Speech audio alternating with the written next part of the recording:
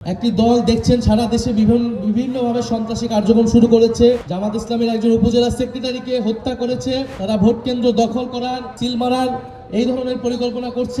একতরফা হামলা চলতে থাকে তাহলে 11 দলীয় জোটও বসে থাকবে না। ন্যায্য মজুরি নিশ্চিত করব ইনশাআল্লাহ। আমরা যদি সরকার গঠন করতে পারি, প্রীতম দাস যদি এমপি হিসাবে নির্বাচিত হতে পারে, আমরা পুরো সারা দেশের শ্রমিকদের ন্যায্য মজুরির জন্য আমাদের ইস্তেহারে আমরা বলেছি।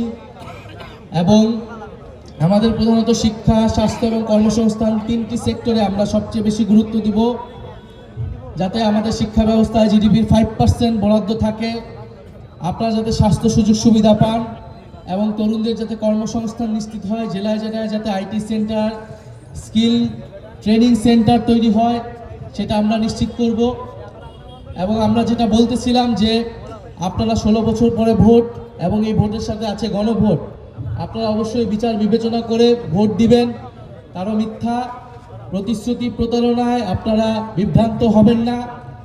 কারণ ভিশন ব্লেন্ডার সাইক্লোন প্রো সঠিক ওয়াটের শক্তিশালী মোটর ও শার্প কাটিং এজ প্লেটের কারণে মাংস কিংবা অন্যান্য মশলা নিমেষে হয় মিহি বেসন। Vision blender cyclone pro. একটি দল দেখছেন সারা দেশে বিভিন্নভাবে সন্ত্রাসী কার্যক্রম শুরু করেছে। 11 দলীয় জোটের প্রার্থীদের উপর হামলা করছে। শেরপুরে তারা 11 দলীয় জোটের একজন নেতাকে, জামাত ইসলামের একজন উপজেলা সেক্রেটারিকে হত্যা করেছে। 5ই আগস্টের পরে এই ধরনের হত্যা করে তারা যে আওয়ামী লীগের সন্ত্রাসী রাজনীতি ছিল, সেই সন্ত্রাসী রাজনীতি নিজেরা করা শুরু করছে এবং তারা ভোট কেন্দ্র দখল করার, তারা সিল মারার এই ধরনের পরিকল্পনা করছে। কারণ আমরা দেখতে পাচ্ছি জনগণ 11 দলের পক্ষেই আছে। 11 যদি সুষ্ঠু নিরপেক্ষ নির্বাচন হয়, ইনশাল্লাহ জনগণ 11 দলের পক্ষে, 11 দলের প্রার্থী এবং তাদের প্রতীকের পক্ষে ব্যাপকভাবে ভোট দিবেন।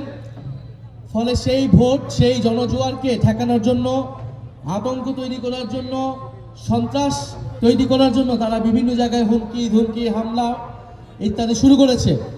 আমরা খুব স্পষ্টভাবে বলতে চাই, যদি প্রশাসন, যদি আইন শৃঙ্খলা বাহিনী, ইলেকশন কমিশন নিরপেক্ষ আচরণ না করে, যদি এইভাবে একতরফা হামলা চলতে থাকে তাহলে 11 দলীয় জোটও বসে থাকবে না।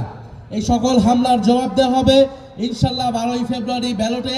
জনগণ এই সকল হামলা এবং সকল হুমকির জবাব ব্যালটে ইনশাল্লাহ সব জনগণ দিবেন এবং এই মৌলভীবাজার 4 আসনে সবাই শাপলা কলিতে ভোট দিয়ে সেই নতুন বাংলাদেশের সূচনা করবেন।